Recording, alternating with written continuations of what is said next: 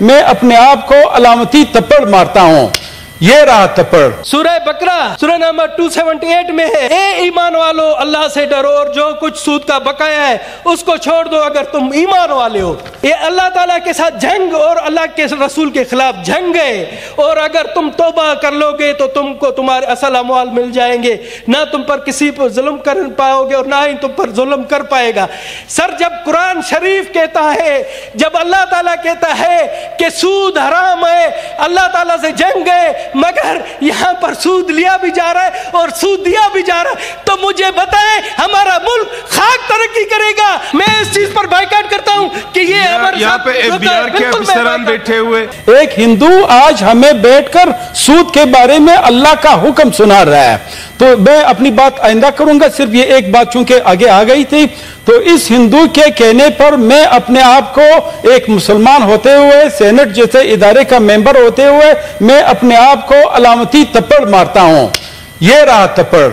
جو پالیسی ساز ہے، جو منسٹر صاحبان ہے وہ ہے ہی نہیں، تو ہم کسے سنائیں گے؟ اور آپ دیکھیں صرف 2 آفیسران کے سوا 2 آفیسران ہیں، وہ بھی پتہ نہیں کون سے گریڈ کے. کوئی بھی آفیسر، بیوروکریسی بھی نہیں بیٹی. ہمارے لیے لعنت کا مقام ہے.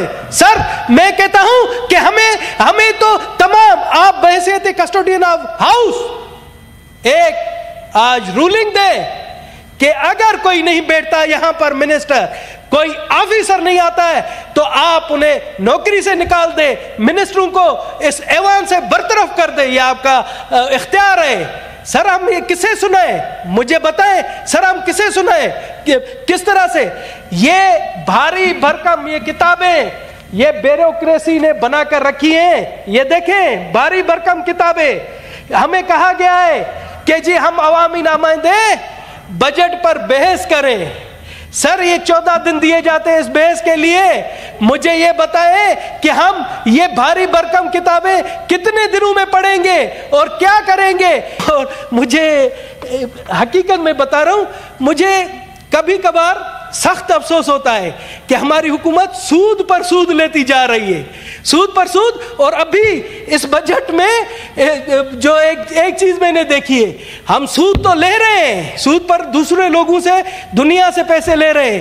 آپ حیران ہوں گے کہ وفاق سود پر صوبوں کو پیسے دے رہا ہے. میرے استاد بیٹھے ہوئے ہیں مولانا واسع صاحب، ہم نے ان سے تھوڑا اسلامی تعلیمات کے حوالے سے بھی، جب یہ سود کی بات میں سنتا ہوں، میں نے سنا ہے بلکہ میں نے پڑھا بھی ہے. میں آپ کو ترجمہ سناتا ہوں. سورہ بقرہ سورہ نمبر 278 میں ہے، اے ایمان والو اللہ سے ڈرو اور جو کچھ سود کا بقایا ہے اس کو چھوڑ دو اگر تم ایمان والے ہو. اسی طرح سے سورہ بقرہ 279 میں، پھر اگر اس پر پھر بھی آپ عمل نہیں کرو گے اور سود لیتے رہو گے اور دیتے رہو گے تو اللہ اعلان سن لو، یہ اللہ تعالیٰ کے ساتھ جنگ اور اللہ کے رسول کے خلاف جنگ ہے، اور اگر تم توبہ کر لو گے تو تم کو تمہارے اصل اموال مل جائیں گے، نہ تم پر کسی پر ظلم کر پاؤ گے اور نہ ہی تم پر ظلم کر پائے گا. سر جب قرآن شریف کہتا ہے، جب اللہ تعالیٰ کہتا ہے کہ سود حرام ہے، اللہ تعالیٰ سے جنگ ہے، مگر یہاں پر سود لیا بھی جا رہا ہے اور سود دیا بھی جا رہا ہے، تو مجھے بتائیں ہمارا ملک خاک ترقی کرے گا؟ اور آپ سمجھتے ہیں، آپ کہتے ہیں کہ جی آپ کا قانون قرآن و سنت سے ہٹ کر نہیں ہے. بحیثیت غیر مسلم بھی مجھے شرم آتی ہے کہ آپ یہ منافقت کا کام کر رہے ہیں. سر کیا آپ بتاؤ گے؟ یہ میں نہیں کہہ رہا ہوں، یہ قرآن شریف میں ہے. سر میں نہیں کہہ رہا ہوں. جی بات سنائیں.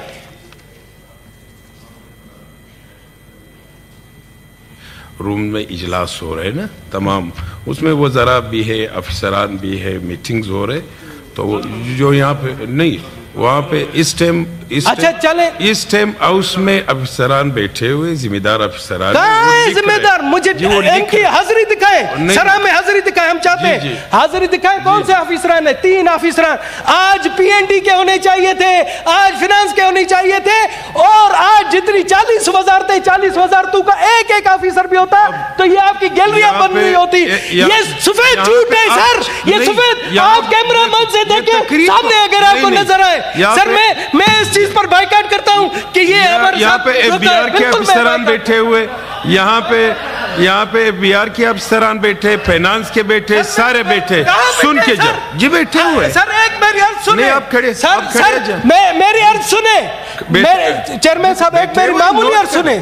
کتنی وزارتیں؟ 40 وزارتیں. مجھے 40 آفیسران دکھائے. آپ ہر وقت تقریر زیادہ کرتے ہو. سر تقریر نہیں ہے، میں تجاویز دے رہا ہوں، میں تجاویز دے رہا ہوں، مگر تجاویز نوٹ کرنے والا کوئی ہو نا. تجاویز نوٹ کرنے والا کوئی بھی نہیں ہے. سر میری سر میں ختم کرتا ہوں. ایک میری معمولی سی ریکویسٹ ہے، ہم سے جب کہا جاتا ہے کہ جی آپ ریکمنڈیشنز دیں، ٹھیک ہے، ہم ریکمنڈیشن دیتے ہیں. مجھے آپ 3 سال کا ریکارڈ دیکھیں، پی این ڈی میں ہم نے ریکمنڈیشن دیے، کسی ایک ریکمنڈیشن پر عمل درآمد نہیں ہوا.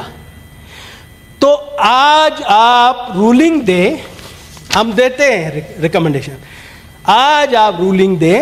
آپ دے دیتے تجاویز دے دیجیے. میں آپ کو بتا رہا ہوں تجاویز ریٹرن میں دیں. جی ریٹرن میں، مگر آپ رولنگ دیں کہ ہم جو نہیں میں آپ کو بتا رہا ہوں، میں جو ریٹرن میں تجاویز دوں گا اس پر کم از کم 50% عمل. یاد رکھ لیں کہ آپ کے جتنے تجاویز ہیں، جو آپ کے پوائنٹ ہیں، یہ ہم متعلقہ وزیر کے پاس بھی بھجوا دیں گے.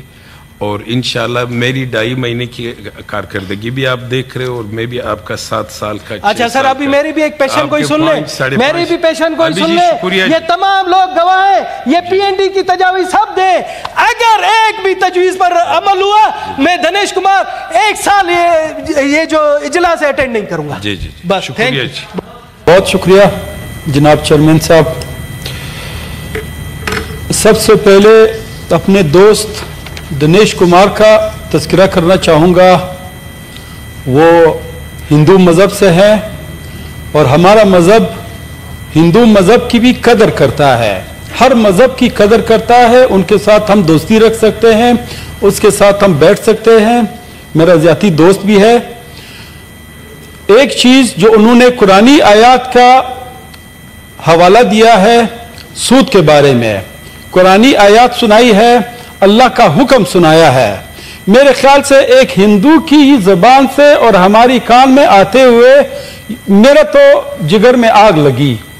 اب لوگوں کی جگروں میں آگ لگی یا نہ لگی وہ تو ہر ایک اپنے ایمان کو پھر دیکھے.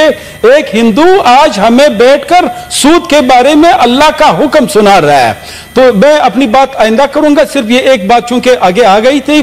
تو اس ہندو کے کہنے پر میں اپنے آپ کو ایک مسلمان ہوتے ہوئے، سینٹ جیسے ادارے کا ممبر ہوتے ہوئے، میں اپنے آپ کو علامتی تپڑ مارتا ہوں.